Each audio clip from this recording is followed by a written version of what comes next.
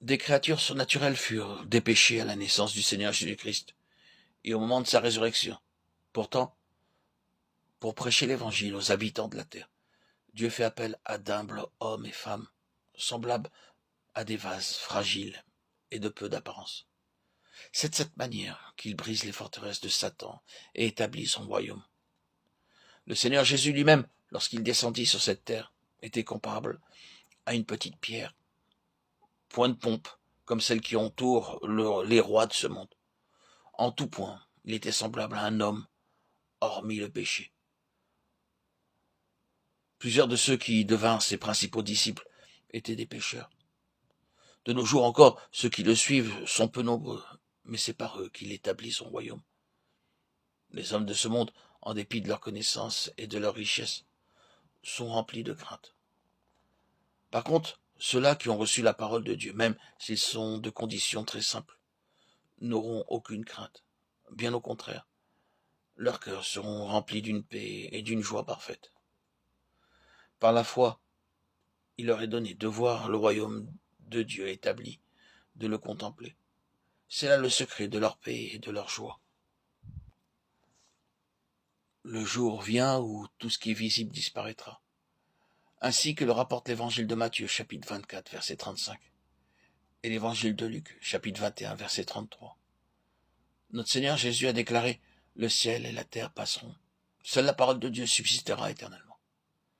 L'herbe sèche, la fleur tombe, mais la parole de notre Dieu subsiste éternellement. » Ésaïe 48. Pourtant le cœur de l'homme est avide d'or, d'argent, de bronze et de fer. Il n'éprouve aucune soif pour la parole de l'Éternel. À travers un rêve prodigieux, Dieu montra au roi Nebuchadnezzar qu'il avait beau s'exalter et perdre toute mesure en contemplant la splendeur de son règne. Un jour viendrait où cette gloire et cette puissance s'évanouiraient. Ce songe oublié fut révélé au monarque une nouvelle fois dans des circonstances extraordinaires.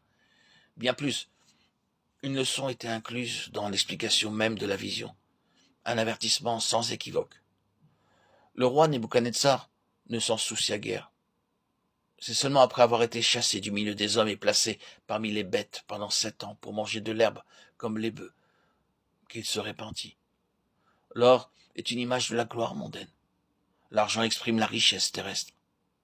Le bronze représente la sagesse de ce monde et le fer évoque la puissance humaine.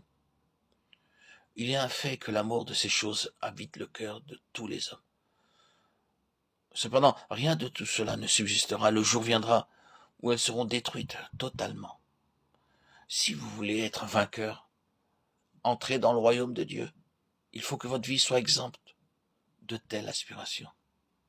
Alors, tous verront Christ, la pierre détachée, sans le secours d'aucune main, grandir et occuper de plus en plus de place dans votre existence, dans vos cœurs, dans vos vies, quotidiennement, en permanence.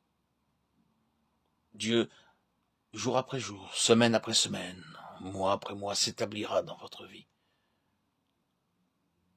Cela fut mon expérience. Et, en toute humilité, vous accepterez d'être rempli de sa vie. Et vos yeux seront constamment fixés sur les choses de l'éternité. Vous désirerez voir vos travaux porter des fruits qui ne passent point. Que le Dieu vivant fasse de vous des vainqueurs